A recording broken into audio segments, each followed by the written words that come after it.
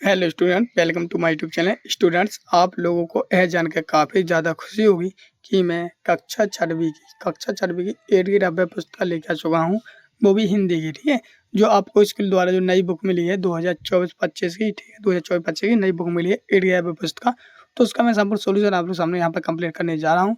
मैंने पार्ट 1 से पार्ट 6 तक मैंने वीडियो डाल चुकी है दी है। अगर आप लोगों ने वो नहीं देखी तो देख लेना, ठीक है। और मैं अब आज इस वीडियो में पार्ट 7 कराने जा रहा हूँ, ठीक है। तो सर्वप्रथम आप लोग सामने यहाँ पर देख सकते हो पार्ट 7, हम बीमार ही क्यों हूँ, मतलब कि हम बीमार ही क्यों हूँ, ये आपका पार्ट का नाम है, ठीक है, पार्ट 7 का। ठीक है, चलिए इसका सोल्यूशन करते हैं। अगर आप लोग ने कुछ एक नहीं की है तो इसको थोड़ा पढ़ लेना, जिससे आपको समझ में आ जाएगा कि हमारा पार्ट जो 7 है किसके ऊपर दिया गया है। ठीक है, तो सर्वप्रथम आप लोग की बात करते हैं क्वेश्चन आंसर की। तो सर्वप्रथम रहेंगे आप लोग सामने यहाँ पर सही विकल्प यानी कि बहुविकल्पीय प्रश्न। ठीक है, इन प्रश्नों के आपको उत्तर 4 ऑप्शन दिए जाएंगे, 4 ऑप्शन में से आपको एक को सही करना है। तो पहले ही क्वेश्चन देख लेते हैं। तो पहला क्वेश्चन लिखा आप लोग सामने यहाँ पर, स्वस्थ रहने के लिए हमें क्या जरूरी है। अगर हम स्वस्थ रहना है हमें तो उसके लिए क्या जरूरी है। तो सब बताओ आपको सामने इसका सही आंसर हो जाता है संतुलित भोजन। ठीक है, बी ऑप्शन आपका सही है। और इसको आपको यहाँ पर नीचे लिखा ना उत्तर, तो नीचे लिख देना संतुलित भोजन। अगला क्वेश्चन नंबर 2, जिसमें लिखा है वर्तमान में जलवायु परिवर्तन का मुख्य कारण क्या है। तो बताइए, नए शहर बसना या अतिवृष्टि या अणु परमाणु परीक्षण या सूर्य ताप। तो इसका सही आंसर हो जाएगा आप वर्तमान में जलवायु परिवर्तन का मुख्य कारण होता है कि यहाँ पर हो जाएगा सूर्य ताप। ठीक है, तो इस प्रकार से डी ऑप्शन आपका सही है। अगला क्वेश्चन है क्वेश्चन नंबर 3, जिसमें लिखा है उपवास किस तत्व की प्राप्ति के मुख्य साधन है। जो उपवास होता है तो किस तत्व की मुख्य साधन है, तो यह है आकाश का, यानी कि ए ऑप्शन आपका सही हो जाता है। अगला क्वेश्चन नंबर 14, जिसमें लिखा है आप लोग सामने आप जिसमें जीवन नहीं होता वाक्यांश के लिए कौन सा शब्द सही। जिसमें जीवन नहीं होता वो निर्जीव कहलाता है। ठीक है, आप लोग सभी लोग जानते हैं, तो डी ऑप्शन आपका सही हो जाता है, जो कि आंसर आपको यहाँ पर लिखना है। क्वेश्चन नंबर 5 में लिखा है वायु तत्व की प्राप्ति के अन्य साधन क्या है। जो वायु तत्व है उसकी प्राप्ति करना है तो उसके अन्य साधन क्या है, तो वो आपकी तैराकी, यानी कि क्वेश्चन नंबर पहला हो जाएगा तैराकी, जो कि आपका आंसर है यहाँ पे लिख देना है। तो इस प्रकार से आप क्वेश्चन नंबर 1 से क्वेश्चन नंबर 5 तक के सही विकल्प आपके पूरी तरह से कंप्लीट हो जाते हैं।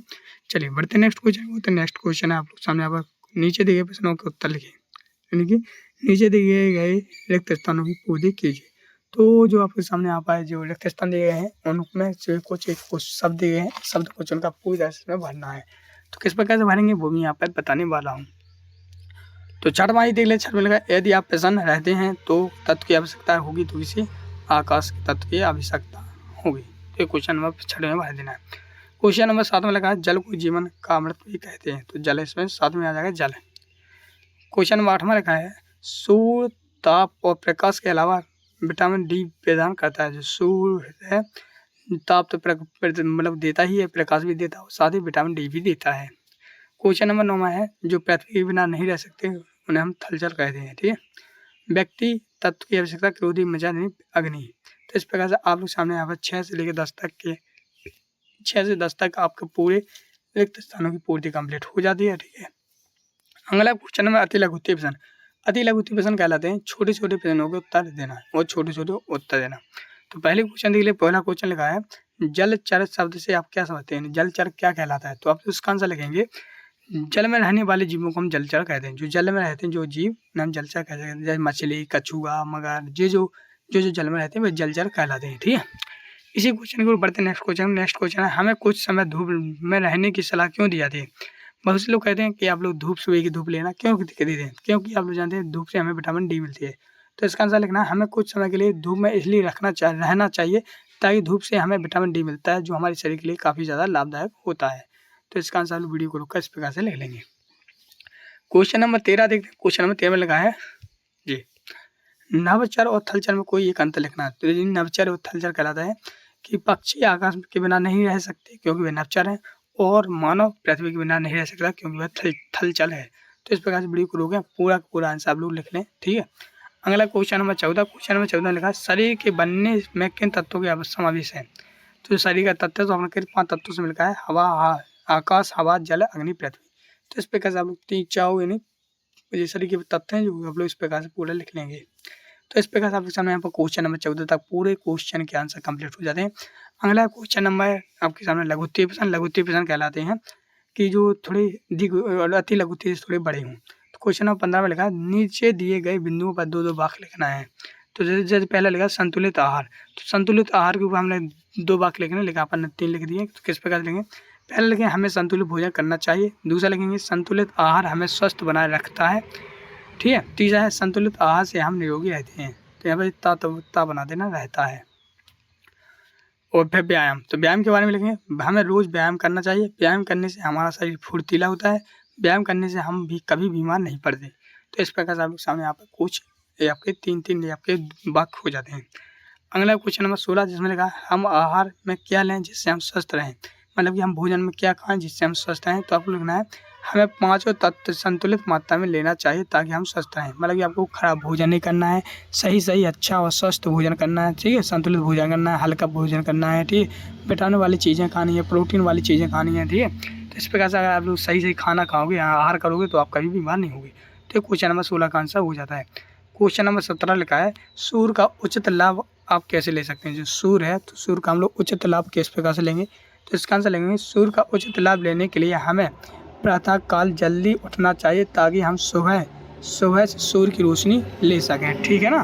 तो इस प्रकार से आप लोग इसका सही आंसर लिख लोगे। अगला क्वेश्चन है क्वेश्चन नंबर 18 जिसमें लिखा है 18 में आप वायु तत्व को प्रदूषित होने से कैसे बचाएंगे, कोई 3 उपाय लिखिए। जो वायु को आप लोग प्रदूषित होने से कैसे बचाएंगे, तो इसका आंसर लिखेंगे हम लोग इस प्रकार से 3 है, 3 लिखेंगे। पहला लिखेंगे रासायनिक पदार्थों का कम उपयोग करके। दूसरा लिखोगे पेट्रोल तथा डीजल के वाहनों को कम करके। तीसरा लिखोगे उद्योगों से निकलने वाले धुएं पर रोक लगाकर। तो इस प्रकार से आप लोग क्वेश्चन नंबर 18 का आंसर लिख लेंगे। क्वेश्चन नंबर 19 में लिखा है मानव को कौन कौन से कार्य नवचर को हानि पहुँचाते हैं। तो ये आपके द्विगुत्तीय प्रश्न, कौन से द्विगुत्तीय प्रश्न कहलाते हैं, थोड़े बड़े वाले। तो इसका लिखेंगे मानव को कौन कौन से कार्य नवचर की हानि पहुँचाते हैं। तो इसका आंसर लिखोगे आप लोग इस प्रकार से। इसका आंसर लिखना है मानव द्वारा प्रयोग किए गए रासायनिक पदार्थ तथा वनों की अत्यधिक कटाई और बड़े बड़े उद्योगों से निकलने वाला धुआं आदि से नवचर को हानि पहुंचती है। तो जो ये मानव के द्वारा ही नवचर को हानि पहुंचती है। तो आप लोग ये आंसर पूरा कंप्लीट लिख लेंगे। अगला क्वेश्चन नंबर 20 जिसमें लिखा अग्नि तत्व हमारे शरीर के लिए क्या उपयोगी है, शरीर में इसकी कमी की पूर्ति कैसे की जा सकती है। तो इसका आंसर लिखेंगे आपके पेट में अगर थोड़ी भी अग्नि नहीं है तो आप जो खाना खाते हैं तो उसे पचा नहीं पाएंगे। भोजन उस ईंधन के तौर पर काम करता है जिसके जलने या कहीं पाचन से आपको ऊर्जा मिलती है जिसकी आपको ज़रूरत है। अगर आपकी जठराग्नि को अच्छे से ईंधन मिल रहा है तो अच्छी तरह से पोषित है तो यह प्रजनन अग्नि भी बन सकती है। तो इस प्रकार से आप लोग सामने आपको क्वेश्चन नंबर 20 का भी आंसर पूरी तरह से कंप्लीट होता है। तो इस प्रकार से आप लोग सामने एक पार्ट आपका पूरा कंप्लीट होता है, ठीक है। और जो नेक्स्ट पार्ट आ रहा है तो इसके आगे का पार्ट आ रहा है, ठीक है। अगर आप लोगों ने चैनल को सब्सक्राइब नहीं किया है तो चैनल को सब्सक्राइब कर लेना, वीडियो को लाइक करके ही जाना। वो वीडियो कमेंट में थैंक्स लिखें ताकि मुझे मोटिवेट लगता है कि बच्चों को वीडियो समझ में आ रही, धन्यवाद दे रहे हैं। तो हम नेक्स्ट वीडियो तो मिलते हैं नेक्स्ट वीडियो, तब तक के लिए जय भारत।